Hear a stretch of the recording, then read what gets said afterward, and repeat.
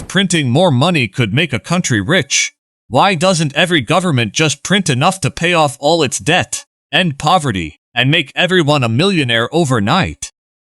It sounds almost too simple to be true, and that's exactly the problem. It is too simple, and history has shown, over and over again, that it doesn't work the way it sounds. In this video, we're breaking down exactly why governments can't just print unlimited money, what actually happens when they try, and why some of the worst economic disasters in history started with this exact idea. Here's the core misunderstanding people have about money. They think money itself is wealth. It isn't.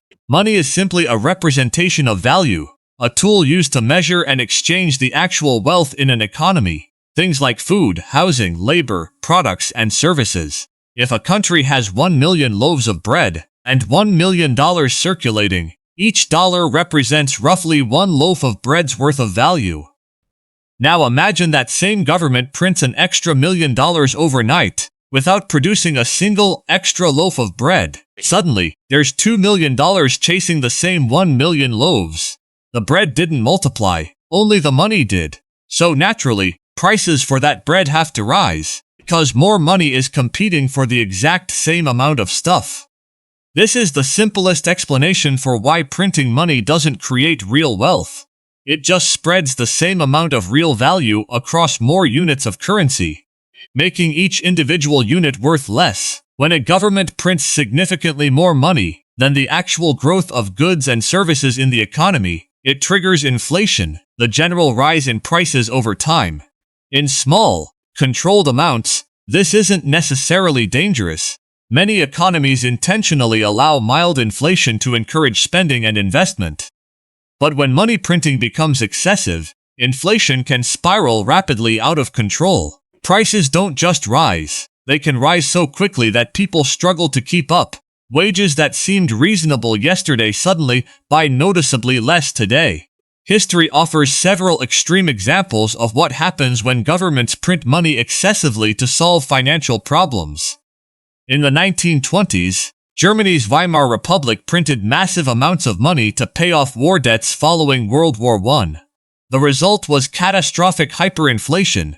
Prices doubled every few days, and people needed wheelbarrows full of cash just to buy basic groceries. Savings became worthless almost overnight. More recently, Zimbabwe experienced similar hyperinflation in the late 2000s, when the government printed excessive currency to cover economic shortfalls.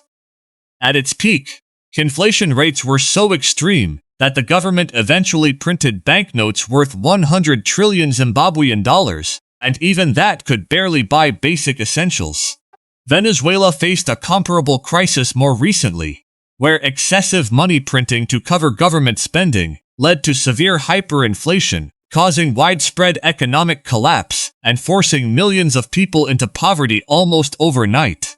In every one of these cases, the pattern was strikingly similar. Governments faced financial pressure, printed money to solve it temporarily, and triggered a currency collapse that made the original problem dramatically worse. If the consequences are so severe, why do governments still consider printing money during crises? Because in the short term, it can appear to work. Printing money allows governments to pay debts, fund programs, or cover budget shortfalls without immediately raising taxes or cutting spending, both of which tend to be politically unpopular. It's essentially a short-term solution that creates long-term consequences, kicking a financial problem further down the road while quietly making the currency less valuable in the process. Central banks do print money strategically during specific economic situations. But there's an important distinction. Controlled, moderate money creation, carefully balanced against actual economic growth, is very different from excessive, uncontrolled printing, purely to cover financial shortfalls. The difference lies entirely in scale and intention. Modern central banks, like the Federal Reserve in the United States, don't simply print money whenever they choose. Instead, they use carefully calculated monetary policy, closely monitoring inflation, employment, and economic growth, before deciding whether increasing the money supply makes sense. Central banks aim to expand the money supply roughly in line with actual economic growth, ensuring there's enough currency to support a growing economy, without flooding the system with more money than real economic value can support. This is why during major crises, like the 2008 financial crisis or the COVID-19 pandemic, central banks did increase the money supply significantly, a process often called quantitative easing. But they did so in carefully measured ways, closely monitoring inflation to avoid triggering the kind of runaway hyperinflation seen in Weimar Germany or Zimbabwe. Beyond simple inflation, excessive money printing carries deeper economic consequences.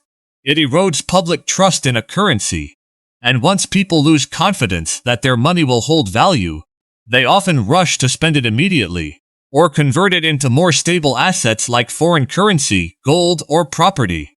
Further accelerating the currency's collapse, it disproportionately harms people with fixed incomes or savings, since their money loses purchasing power rapidly, while debts, ironically, can sometimes become easier to pay off in a currency that's rapidly losing value.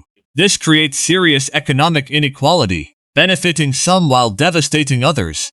Excessive money printing can also severely damage a country's international trade relationships and reputation, as foreign investors and trading partners lose confidence in a currency that's being devalued through reckless monetary policy.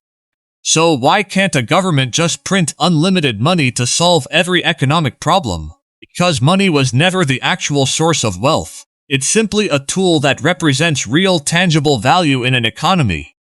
Print too much of it, without a matching increase in actual goods, services, and productivity, and you don't create prosperity. You simply dilute the value of every single unit of currency already in circulation. History has shown, time and time again, from Weimar Germany to Zimbabwe to Venezuela, that this shortcut doesn't lead to wealth, it leads to economic collapse. The next time you hear someone suggest a government should just print more money to solve its problems, you'll understand exactly why it's never actually that simple. If this video helped you understand why governments can't just print unlimited money, subscribe for more videos that break down how the economy really works. And thanks for watching.